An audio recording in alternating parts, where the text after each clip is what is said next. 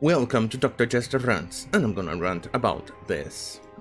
From Axios, media trust hits a new low. Trust in national media has declined to an all-time low, and many news professionals are determined to do something about it. Why it matters: faith in society's central institutions, especially in the government and the media, is the glue that holds society together.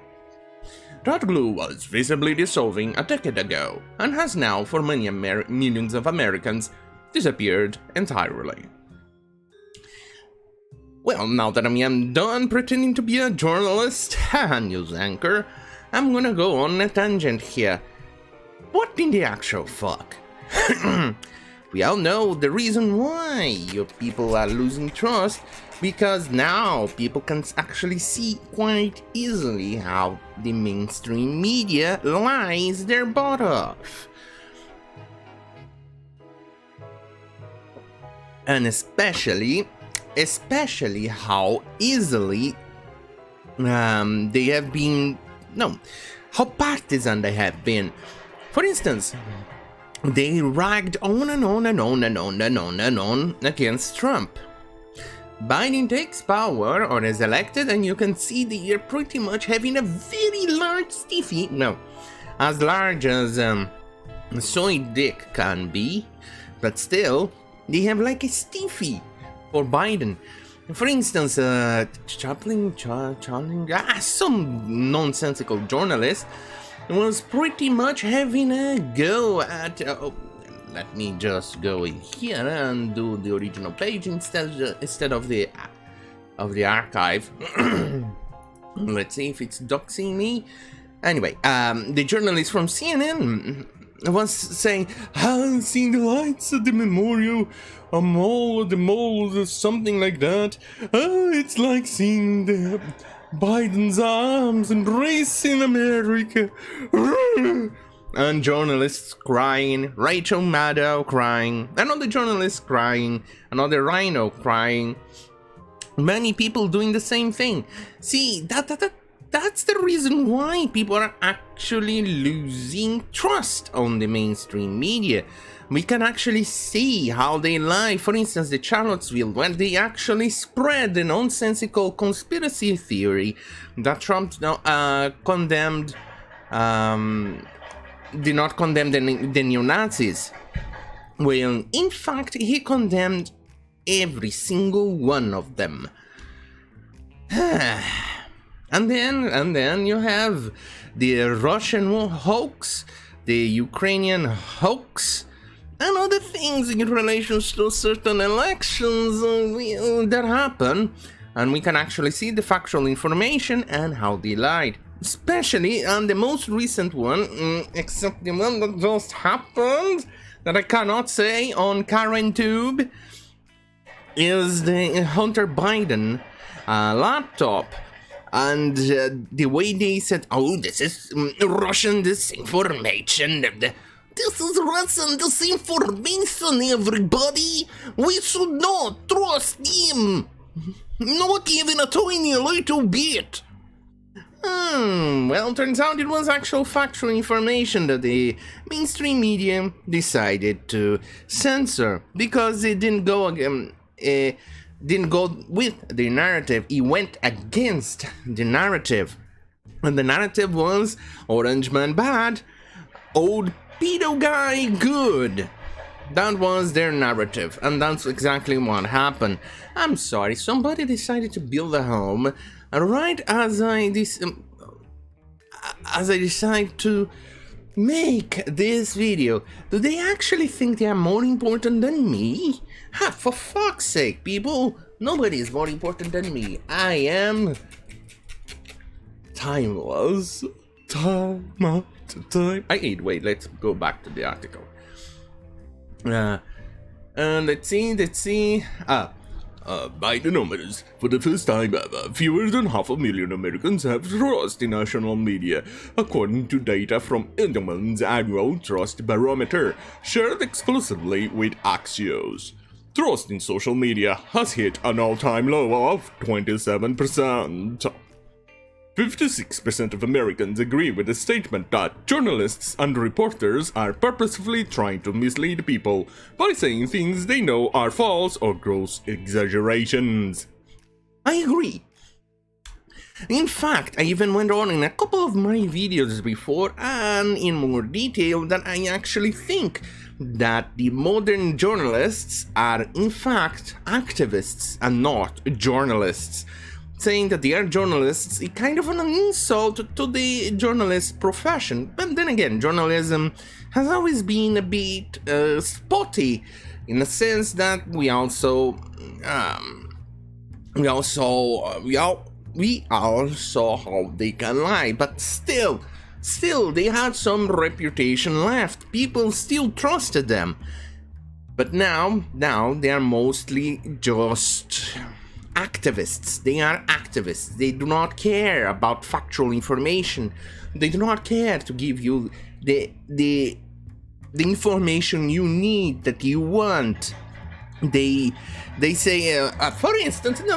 Let's see one example here. Let's say the cat ate one catnip pebble. One catnip pebble. You know those possessed thingies that looks like a pill that you give to your cat. And the media, let's put CNN. Donald Trump stole the cat's catnip. See how it's going. NBC. Donald Trump stole all the packages of catnip from the cat, and the cat went hungry and died. That's what I'm trying to say. They distort reality to fit a narrative. Here's another example. CNN. Biden bought huge bags of catnip, droplets or pills or those little things like I mentioned of catnip, and gave to the cat. The cat rejoiced, and Biden was perfect. That's CNN. Vox. Biden beat Donald Trump back, that stole the cat's catnip and gave it back to the cat. See, none of this are actual factual information. That's why people are losing trust on media. Anyway, 58% think that most news organizations are more concerned with supporting an ideology or political position than informing the public. That's factual information. When Edelman repolled Americans after the election, the figures had deteriorated even further, with 50% of Democrats trusting the media and only 18% of Republicans. That seems about right, because the Democrats are notoriously known to consume propaganda, and when they consume it, they get excited for the next propaganda, and when they get excited for the next propaganda, they'll act like triggered little teenage girls waiting for their favorite K-pop band on some nonsensical nonsense.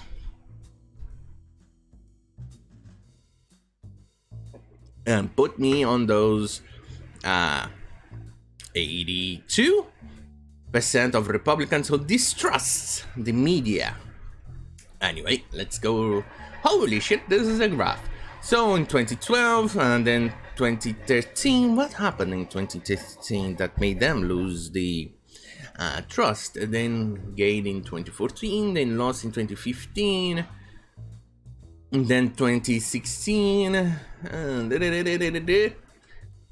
2019, an all-time high in 2019, and then I think at the beginning of 2020 they started to lose. And that's when we saw it, because about a certain drug that a certain president said that worked, and factual information from research showed that it worked, but the media went on a diatribe because Orange Man bad, and said that a certain drug did not work. And then with the president actually doing daily conferences, press briefings and things like that, in which he was talking directly to the public, his ratings went up and the media went down. So that's one of the reasons why. And then we saw at the end of the year what happened with a certain laptop and then a certain election. And it took a nosedive. Alright, let's see. The big picture, these numbers are echoed. Sorry. The big picture, these numbers are echoed across the rest of the world. They are mostly not a function of Donald Trump's war on fake news. As vaccine rumor hunter Heidi Lanson puts it, we don't have a misinformation problem, we have a trust problem. No. You actually have a misinformation problem, not a trust problem. A trust will come if you report factual information. It's trust. You need to earn trust. And the only way you can actually earn trust is by reporting factual information. Not by trying to make people trust you and then still report misinformation. The only way you can achieve that is in a fascist society, or in a Nazi society, or in a communist society. On socialism, no wonder they actually peddle socialism so much, because that's actually easier to get trust, well, manufactured trust, but still trust in their eyes. Instead of actually doing the actual work of journalism and reporting information, truth and factual information, that then you earn actual, natural and wholesome trust. But that's too much work for them. Let's get back. News organizations have historically relied mainly on advertising income. As those dollars flow increasingly to Google and Facebook, that has created institutional weakness that shows up in trust data. Reversing decline in a monster task, and one that some journalists and news organizations have taken upon themselves, and they're going to need help, perhaps from American CEOs. Brand helping news brand. Get excited from new product and new propaganda from brand and brand news. Yeah. And the catch, mistrust of media is now a central part of many Americans' personal identity. An article of faith that they weren't argued into and can be argued out of. Well, I'll change my mind once I see CNN reporting actual factual information that outweighs their misinformation. Let's put it at around 80 or 90%. Until then, I think CNN is fake news. Former Financial Times editor Lionel Barber talks of factual reporting as a means of regaining the trust of the reading public. Axios stated a mission to help restore trust in fact-based news. Well, when you report facts, you're gonna get trust. Washington Post. Media Margaret Sullivan writes that our goal should go beyond merely putting truthful information in front of the public. We should also do our best to make sure it is widely accepted. Isn't this kind of weird that you should actually make people accept your truth instead of actually showing the actual factual truth? Because if you do that, you know very damn well. You know very damn well that people will start losing trust on you. The trust you're gonna get is manufactured, so people will definitely see that you are lying. And that's one of the things that we actually hate, is an activist journalist. When when the information you peddle is mostly fake news instead of factual information, because the narrative is more important than facts. Media outlets can continue to report reliable facts, but that won't turn the trend around on its own. That needed is for trust institutions to visibly embrace the news media. CEO, aka the fourth branch of government, are at or near the top of Edelman's list of trusted institutions. By the numbers, 61% of Trump voters say that they trust their employer CEO. That compares to just 28% who trust government leaders and a mere 21% who trust journalists. The bottom line: CEOs have long put themselves forward as the people are able to upgrade America's physical infrastructure. Now it's time for them to use the trust they've built up to help rebuild our civic infrastructure. And that's 11's news today. Today's 11th news. Well done, well done. Well, let him put it this way, you filthy scum. Is that... Well, no. Tim Poll made an actual poll on Twitter, it's not trustworthy, but it still took a laugh on it. People actually trust the government more than they trust the news media. Put me on the one that trusts the government more, and I have absolutely no trust in the government. But even I trust the government more than the media itself, so, that's something to think about. Anyway, don't forget to like, share, and subscribe. Head to minds.com, minds.com/Dr. Jester for more exclusive content, content that CarenTube doesn't feel the need to censor. Or stay here on youtube.com/Dr. Jester if you want Karen news for your needs. Thank you for watching. Good night.